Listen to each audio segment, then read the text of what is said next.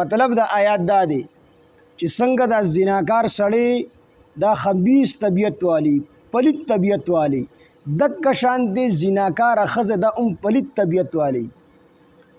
نو هغه د فارسی هغه شعر دی د هغې مطلب دی چې باز دا د باز سره پرواز کوي او کمتره د کمترې سره پرواز کوي او مونږ وایو فرشتې ګرځي جوړ به جوړ باندې ګوري نو چې څنګه د دې سړي طبیعت خراب دی پلیت طبیعت والا دی نو د ده میلان به پلیت طبیعت والا ښځې طرف ته کېږي دا مطلب د آیات نه چې لا ینکحو الا زانیة د زانی نکاح نه کېږي د پاک دامنې ښځې سره خو د پاک دامنې ښځې سره بالفرض زانی سړي نکاح وکړه نو نکاح منعقد کېږي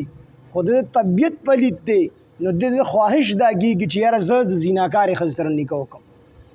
د پاکه ښځه نه خوښېږي نو الزانی زیناکار سړی دی لا ینکحو دی نکاح نه کوي الا زانیة مگر کو دی نکاح کوي نو د زانیې سره کوي ځکه د طبیعت په خپله پلیت دی نو د میلان به دغې پلیتې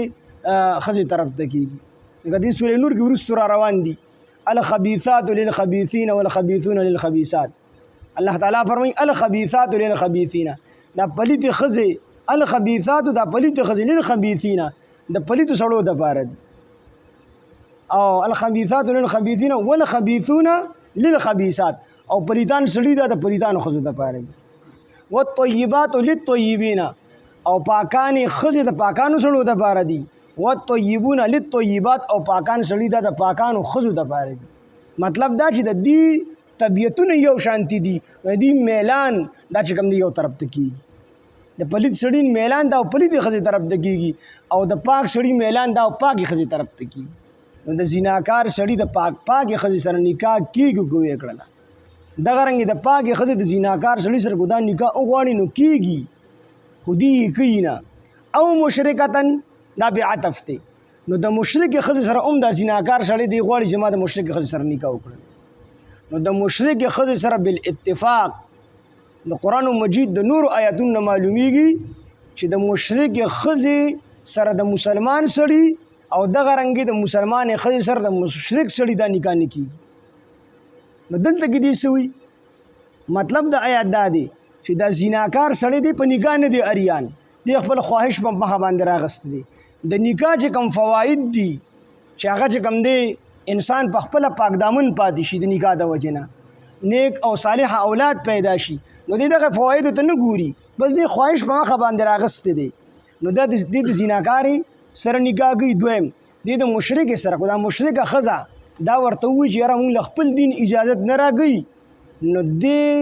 د هغې دین د اجازت ورکولو دپاره دا ښځه ورته وایي چې یاره مونږ له خپل دین او خپل مشران اجازت نه راکوي ما سره به نکاح کوي نو دی په دغه ټیم کې بیا د دې مشرکې ښځې سره نکاح کوي نو دغه نکاح په معنا د زینا سره دی دغه نکاح خو کېږي نه که نه نو دی بیا په زینا کې مبتلا دی خو دا مشرکه ښځه ورته ووایي چې یاره زه تا ته نشم در نږدې کې تر څو چې زما او ستا نکاح نه شي ولې مونږ مشران منع کوي مثال په طور نو دی په دغه ټیم کې نکاح ته هم غاړه ږدي د مشرکې سره ځکه د ده خو په شریعت څه کار شته دی نه د ده په نکاح څه کار نشته دی خو دی خپل خواهش په مخه باندې راغستی دی نو هغه دی د مشرکې نه هم پوره کولی شي د زیناکارې نه هم پوره کولی شي نو دی په دې ټیم کې د مشرکې سره هم نکاح کوي نو که د ذالکه اشاره دا زنا طرف ته شي نو بیا به مطلب دا شي چې وحرم او حرام کړی شوی دی ذالک دغه کار یعنی دغه زنا علی المؤمنین په مؤمنانو باندې او بعضې مفسرین وایي چې نه د ذالک اشاره لا ینکح دغې غونډې جملې طرف ته ده نو بیا په دې صورت کې به معنی دا شي چې کوم سړی زناکار دی زناکار سړی دی زناکاره ښځه ده دی نکاح وکړله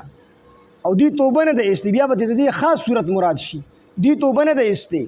دې سړي ښځه واغسته په نکاح باندې او د هغې نه وروستو هم دا ښځه په زنا بدکارۍ کې مبتلا ده او دا سړی پې خوشحاله دی دی نه منع کوي نو دا نه منع کول دې ته دیوس ویلی شي ساده پښتو کې ورته مونږ دوس وایو دوس به جنت ته نه داخلېږي دوس هغه سړي ته ویلی شي چې دې ته پته ده چې زما دا کور والا دا په حرامکارۍ کې مبتلا ده دې پې خبر دی او دې بیا هم د خپله ښځه نه منع کوي دې ته دیوس یا چې کوم دی دوس ورته ویلي کېږي دې به جنت ته نه داخلېږي جنت په ده باندې حرام دی. نو دلته کې چې وحرم ذلک د دې مطلب دا دی چې د دې نه بیا د دغې زینه دغه خاص صورت مراد شي